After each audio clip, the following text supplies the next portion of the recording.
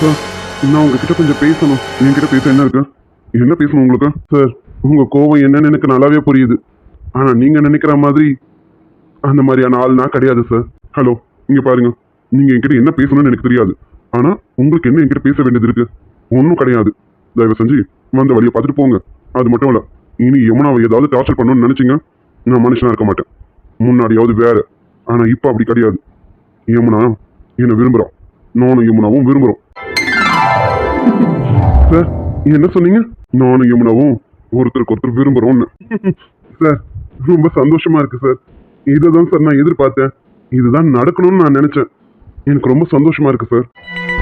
குரு, என்ன சொல்றீங்க? எனக்கு புரியல. ம், புரியுற மாதிரியே சொல்றேன் சார். நீங்க நினைக்கிற மாதிரி நான் யமுனாவை டார்ச்சர் பண்ணணும்லாம் வரல சார். யமுனா மனசுல இருந்து என்னை தூக்கி எரியணுன்றதுக்காக தான் யமுனா கிட்ட ஒரு ஒரு முறையும் நான் அப்படி நடந்துக்கிட்டேன் சார்.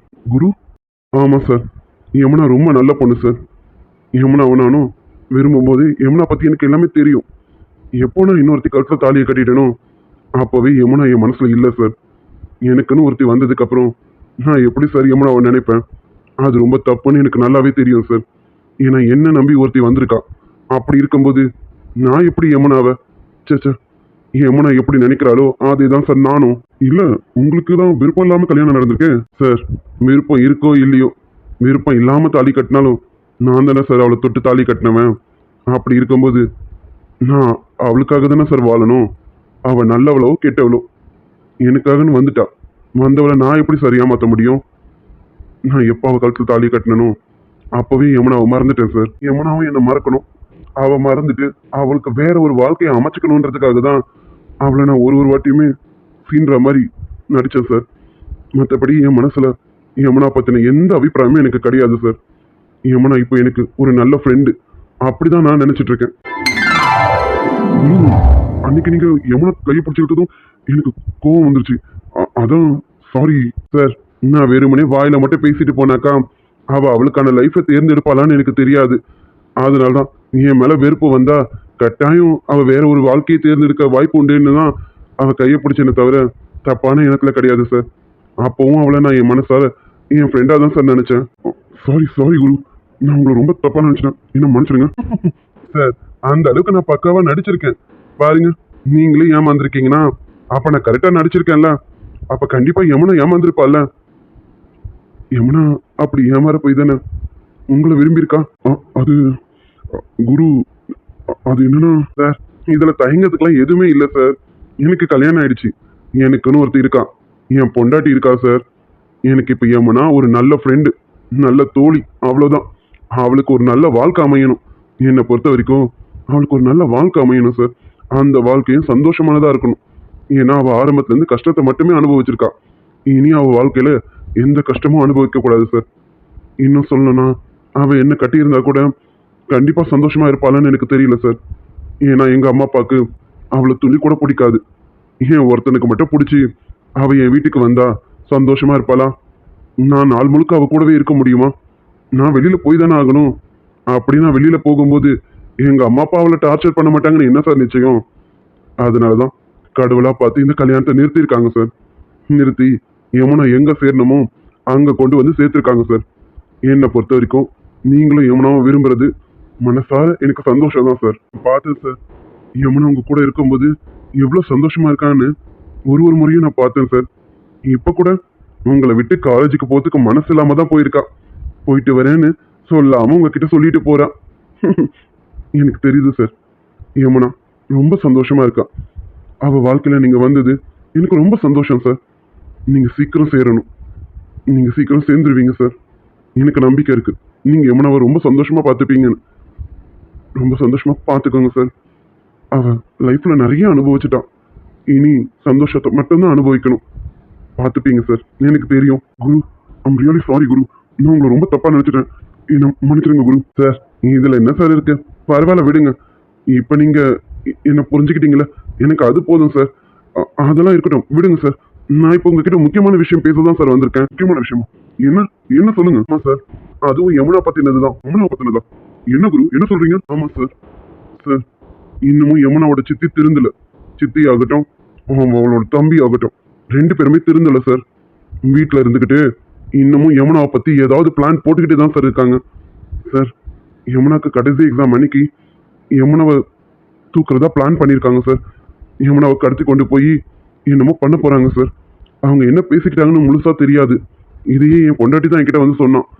என் பொண்டாட்டி மாறிட்டா சார். அவள் இப்போ என் பக்கம் தான். அதனால தான் யமுனாக்கு இந்த மாதிரினோடனே அவள் என்கிட்ட வந்து சொன்னா சார். நான் போய் யமுனா கிட்ட சொன்னா கண்டிப்பாக யமுனா நம்ப மாட்டா, எனக்கு நல்லா தெரியும். அதனால தான் சார் உங்ககிட்ட சொல்லணும்னு தோணுச்சு. யமுனா போகிற வரைக்கும் வெயிட் பண்ணேன். போன உடனே தான் உங்களை பார்த்து பேசலான்னு வந்தேன் சார். என்னது, யமுனாவை கடத்த போகிறாளாம்? அவன் மட்டும் என் கையில் கிடைச்சான், துண்டு துண்டா வெட்டிடுவான் அவளை. இன்னொரு தடவை யமுனா மேலே கையை விற்கணும்னு நினைச்சான், அவள் உயிரோடவே இருக்க மாட்டான். இனி யமுனாக்கு எந்த ஆபத்தும் வராமல் நான் பார்த்துப்பேன். குரு, ரொம்ப தேங்க்ஸ் குரு. நீங்கள் விஷயத்த சொன்னதுக்கு ரொம்ப நன்றி குரு. சார், எனக்கு தெரியும் உங்ககிட்ட சொன்னால் கண்டிப்பாக நீங்கள் யமுனாவை காப்பாற்றுவீங்கன்னு எனக்கு நல்லாவே தெரியும் சார். இனிமேல் யமுனா பற்றின கவலை எனக்கு இல்லை சார். நீங்கள் யமுனாவை பார்த்துப்பீங்க, அந்த நம்பிக்கை எனக்கு நிறைய இருக்குது சார். அதான் விஷயத்த உங்ககிட்ட சொல்லிட்டேன். யமுனாவை கொஞ்சம் கேர்ஃபுல்லாக பார்த்துக்கோங்க சார். அவர் ரொம்ப நல்ல பொண்ணு சார், பார்த்துக்கோங்க குரு. நீங்கள் கவலைப்படாதீங்க. யமுனா என் பொண்டாட்டி எப்படி பார்த்துக்கணுமோ அப்படி நான் பார்த்துப்பேன். கண்டிப்பாக அவன் மேலே ஒரு தூசு துரும்ப கூட படாமல் பார்த்துப்பேன். அவன் என் பொண்டாட்டி, அவளுக்கு எந்த ஆபத்தும் வரவிட மாட்டேன். இது போதும் சார் எனக்கு. இனி யமுனாக்கு எந்த ஆபத்தும் வராது. எந்த ஆபத்தும் வராம நீங்க பார்த்துப்பீங்கன்னு எனக்கு நம்பிக்கை இருக்கு சார். பார்த்துக்கோங்க சார். நான் கிளம்புறேன். சக்தியானாவை கேட்டுதான் சொல்லுங்க சார். அவர் தான் நிறைய ட்ரை பண்ணாரு, பட் எதுவுமே முடியல. அவரையும் பார்த்து பேசணும்னு நினைச்சேன், ஆனா யாரும் என்கிட்ட பேச ரெடியா இல்லை. பரவாயில்ல சார், இருக்கட்டும். எல்லாரையும் கேட்டுதான் சொல்லுங்க. நான் கிளம்புறேன் சார். ஒரு நிமிஷம் இங்க பாருங்க குரு, உங்களை நாங்கள் யாருமே புரிஞ்சுக்கல, எல்லாருமே தப்பா நினைச்சிட்டோம். ஆனா நீங்க, ஐம் ரியலி சாரி, நாங்க உங்களை ரொம்ப தப்பா நினைச்சிட்டோம் குரு. மன்னிச்சிடுங்க குரு.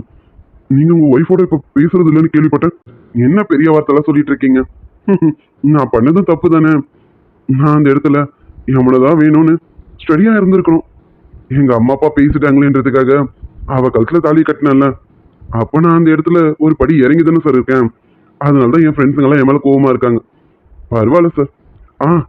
என் பொண்டாட்டிக்கிட்ட எனக்கு கொஞ்சம் கோவம் இருக்கும்ல, என்னை வற்புறுத்தி கல்யாணம் பண்ண வச்சுட்டாங்களேன்னு ஒரு கோவம் தான். மற்றபடி அவன் என் பொண்டாட்டி இல்லைன்னா ஆயிடாது சார். அவன் என் பொண்டாட்டி தான். கொஞ்ச நாள் வெயிட் பண்றோம். அவனும் மனசு மாறணும்ல, எனக்கும் கொஞ்சம் மனசு மாறணும்ல, அதுக்காக வெயிட் பண்றேன், அவ்வளவுதான். மற்றபடி எனக்கு அவ பொண்டாட்டி இல்லைன்னா ஆயிடாது. எனக்கு அவ தான், அவளுக்கு நான் தான் சார். குரு, யூ ஆர் ரியலி கிரேட். உங்க மனசை யாருமே புரிஞ்சுக்கல. நான் கூட உங்களை வேற மாதிரி தப்பா நினைச்சிட்டேன்.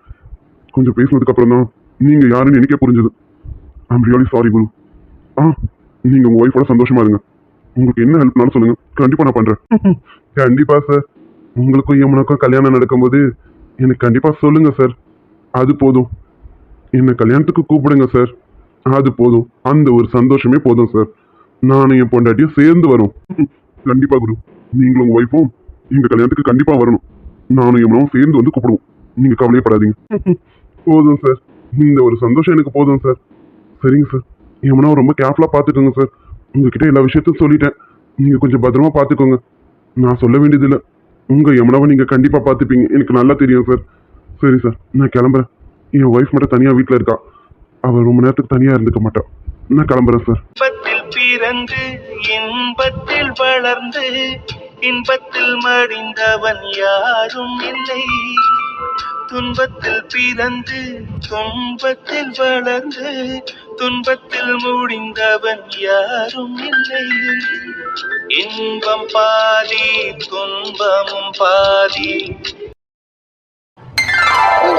எதுக்கு நம்ம இன்னும் இங்க நின்னுட்டு இருக்கோம்? அதான் பேச வேண்டியதெல்லாம் பேசியாச்சு. என்ன பேசி ஒரு பிரயோஜனமும் கிடையாதுன்னு தெரிஞ்சு போச்சு. சே, ஏதாவது ஒண்ணு பண்ணலான்னு பார்த்தா இந்த கவின் ஊருக்கு போயிட்டாரு. என்னதான் பண்ணி தொலையாது எனக்கு ஒன்றும் புரியல. இனிமே நம்ம நின்று பேசி என்னடி பிரயோஜனம்? வாங்க கிளாஸ் ரூம்காவது போவோம். ஒரு 5 மினிட்ஸ் தரேன். இங்க பாரு, ஒரு 5 மினிட்ஸ் எங்களுக்காக இங்க இருக்க மாட்டியா? ஆமாடி வெண்ணிலா, ஒரு 5 நிமிஷம் வெயிட் பண்ணு. என்னடி உங்க பிரச்சனை? எனக்கு ஒன்றும் புரியல. சரி, நீங்க 2 பேர் மட்டும் இருக்கீங்க, இந்த மலர் எங்க? உங்க அம்மா இங்க வந்துடாம பாத்துக்கிறதுக்காக மலரை வெளியிலேயே நிக்க வச்சிருக்கோம். எதுக்கடி இவ்வளவு கஷ்டம் உங்களுக்கு? என்னால உங்களுக்கு எவ்வளவு கஷ்டம் இல்ல? லூசு, பைத்திய மாதிரி பேசிட்டு இருக்காத. எங்க ஃப்ரெண்டு டி நீ. உன்னோட சந்தோஷம் தான் எங்களுக்கு ரொம்ப முக்கியம். அதுக்கு இல்லடி நிவி, என் சந்தோஷம் வருமானு எனக்கு தெரியல. ஆனா நீங்க எனக்காக கஷ்டப்படுறது ரொம்ப கஷ்டமா இருக்கடி. இங்க பாரு, உன் சந்தோஷம் கண்டிப்பா வரும், வராம எங்கேயும் போயிடாது. இப்ப கொஞ்சம் தள்ளி இருக்கு, அவ்வளவுதான். கூடிய சீக்கிரமே உன் பக்கத்துல வந்துரும். ஆமாண்டி வெண்ணிலா, நீ எதுக்காகவும் வருத்தப்படாத. உன் சந்தோஷம் எங்கேயும் போயிடாது, உன்கிட்டயே தான் இருக்கு. இப்ப கொஞ்சம் தள்ளி இருக்கு, நீ சொல்ற மாதிரி கொஞ்சம் தள்ளி தான் இருக்கு, அவ்வளவுதான். மறுபடியும் உன்கிட்டயே வந்துரும். நீங்க சொல்றதெல்லாம் கேட்கும்போது சந்தோஷமா தான் இருக்கு. நடக்கணுமே, எதுவுமே நடக்க மாட்டேங்குது. என் லைஃப்ல எல்லாமே தலைகீழ ஆயிட்டு இருக்கு. எனக்கு என்ன பண்றதுன்னு தெரியல. பார்த்தல, கவினோட அட்ரஸை கண்டுபிடிச்சாச்சு. சரி போய் பேசலான்னு பார்த்தா அவர் ஊர்லயே இல்ல. கல்யாணத்துக்கு 2 நாளைக்கு முன்னாடி தான் வருவாராமா. அந்த 2 நாள்ல நம்ம என்ன பண்ண முடியும்? எதுவுமே பண்ண முடியாது. எனக்கு என்ன பண்றதுன்னு தெரியல.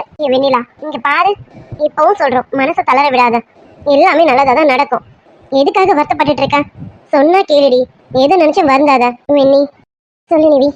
நாங்க இருக்கோம்டி, கவலைப்படாதடி. உனக்கு எதுவும் தப்பாலாம் நடந்துடாதடி. இங்க பாரு, உனக்கு எப்பவுமே அஜய் அண்ணா தான். அஜய் அண்ணா உன்னோட சந்தோஷம்னு நல்லாவே தெரியும். அப்படி இருக்கும்போது அவர் எங்கேயும் போயிட மாட்டாரு. நீ இங்க எப்படி ஃபீல் பண்றியோ அப்படிதானே அஜய் அண்ணாவும் ஃபீல் பண்ணுவாரு. எனக்கு எல்லாமே புரியுதுடி. உனக்கு தெரியும்ல, அஜய் கிட்ட நான் பேசி 4-5 நாள் ஆகுது. அவர்கிட்ட பேசவும் முடியல, பார்க்கவும் முடியல. எனக்கு அவ்வளோ கஷ்டமா இருக்குடி. சரி, பேசுனா ஓகேவா? நிவி, என்ன சொல்ற? நான் அஜய் கிட்ட பேச முடியுமா? ஃபோன் போட்டு தரியா? போட்டு கொடு, நான் பேசுறேன். ஃபோனெல்லாம் போட்டு கொடுக்க முடியாது. எங்க ஃபோன்ல போட்டு பேசுவியா? அதெல்லாம் எப்படி கொடுக்க முடியும்? அதெல்லாம் கொடுக்க முடியாது. ஆமா ஆமா, என்ன நீ விளையாடுறியா? எங்க ஃபோன்ல போட்டு உங்க ஆள்கிட்ட பேசுவியா? அதெல்லாம் கொடுக்க முடியாது. என்னடி பேசுறீங்க? ஃபோனுக்காடி இப்படி பேசுறீங்க? எல்லாம் விளையாடுறீங்களா? ஏய், இந்த மாதிரிலாம் பேசாதீங்க. ஆல்ரெடி என் மனசு ரொம்ப கஷ்டத்துல இருக்குடி. ஏ லூசு, நாங்க இப்படி எல்லாம் பேசுவோமா? சும்மா விளையாடணும். சரி சரி, ஃபீல் பண்ணாத. அங்க பாரு, உன்னை தேடி யாரும் வந்திருக்காங்க. என்ன தேடி யார் வந்திருக்கா? மலர் வந்திருக்காளா? அங்கதான் திரும்பி பாரு யார் வந்திருக்காங்கன்னு.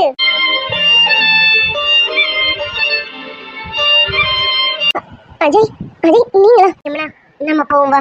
ஆமாண்டி, வா, வெளியில போய் வெயிட் பண்ணுவோம். அவங்க அம்மா வந்துட போறாங்க, பார்க்கலாம்.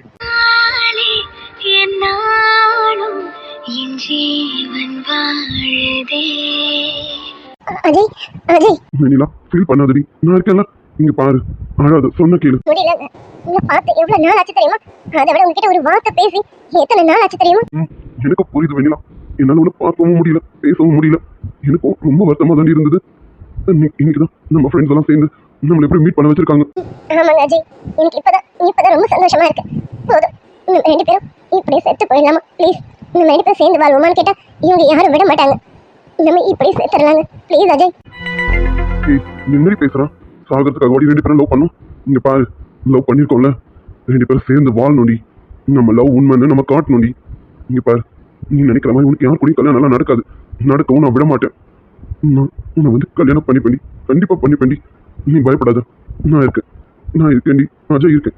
ப்ளீஸ் அழாதடி. நீ அதுதான் எனக்கு கஷ்டமா இருக்குடி. நீங்க பாரு வெண்ணிலா, அழாத, கண்ணை தொடச்சுக்கா. நான் இருக்கேன். உனக்கெல்லாம் எவன் கூடயும் கல்யாணம் நடக்க நான் விட மாட்டேன். 2 பேரும் சேர்ந்து சாகக்கூடாதுடி. 2 பேரும் சேர்ந்து வாழணும். பார்ப்போம், இவங்க எல்லாரும் நம்ம கல்யாணத்துக்கு சம்மதம் சொல்றாங்களான்னு பார்ப்போம். இல்லையா, எல்லாரும் முன்னாடியும் உங்களுக்கு நான் தாலியை கட்ட வேண்டி, கண்டிப்பா கட்டுவேன். அஜய், நடக்குமா அஜய்? எனக்கு பயமா இருக்கு. எங்க அம்மா எங்க அப்பா எல்லாருமே சேர்ந்து ஏதேதோ பண்ணிட்டு இருக்காங்க அஜய். பாவம், எங்க அண்ணனால கூட எதுவும் பண்ண முடியல. எனக்கு எல்லாமே புரியுதுமா. அசோகா என்ன பண்ணுவான்? விடு, நான் பாத்துக்கிறேன். இங்க பாரு வெண்ணிலா, அழாத, சொன்ன கேளு. விஷயத்த சக்தி அண்ணாக்கிட்டையும் ஷாம் அண்ணாக்கிட்டையும் சொல்லியாச்சு. இந்த கல்யாணம் கண்டிப்பா நடக்காது. அதையும் மீறி கல்யாணம் நடந்தா அந்த இடத்துல நான் தாண்டி மாப்பிளையா இருப்பேன். வந்துருவீங்கல்ல? கரெக்டா கல்யாணம் வந்துருவீங்கல்ல? அதுக்கு முன்னாடியே கல்யாணத்தை நிறுத்த நான் பாக்குறேன். இல்லையா, கல்யாணம் அன்னைக்கு நான் வந்து உனக்கு கண்டிப்பா தாலியை கட்டி கூட்டிட்டு வருவேன். இது போதும் அஜய், இது போதும். இவ்வளவு நாள் உங்களை பார்க்கவும் முடியல, பேசவும் முடியாம ரொம்ப தவிச்சிட்டு இருந்தேன் தெரியுமா? இப்பதான் எனக்கு கொஞ்சம் சந்தோஷமா இருக்கு. நானும் அப்படிதான் இருந்தேன். நல்ல வழியா நிவி தான் சொன்னான். நிவி நரேன் கிட்ட சொல்லியிருக்கா, உங்க காலேஜ் லைப்ரரியில வச்சு நம்ம மீட் பண்ணலான்னு. அதே மாதிரி நம்ம ஃப்ரெண்ட்ஸுங்க அரேஞ்ச் பண்ணியிருக்காங்க. இங்க பாரு, ஃபீல் பண்ணாத, நான் இருக்கேன்டி. கண்டிப்பா அஜய், எனக்கு இது போதும். உங்களை பார்த்துட்டேன்ல, உங்ககிட்ட பேசிட்டேன்ல, இப்பவே எனக்கு கொஞ்சம் தைரியமா நல்லா தான் இருக்கு. எனக்கு இது போதும் அஜய். எதை நினைச்சா வருத்தப்படாது, சரியாமா? Love you. Love you too Ajay. ஏராளமாசை என் நெஞ்சில் தோன்றும், அதையாவும் பேச பல ஜென்மம் வேண்டும். 7 ஜென்மம் ஒன்றாக சேர்ந்து முதல் பிரிவென்றால் உள்ளம் துடிக்கிறதே. அதை காதால் கேட்டாலே உலகே இருக்கிறதே.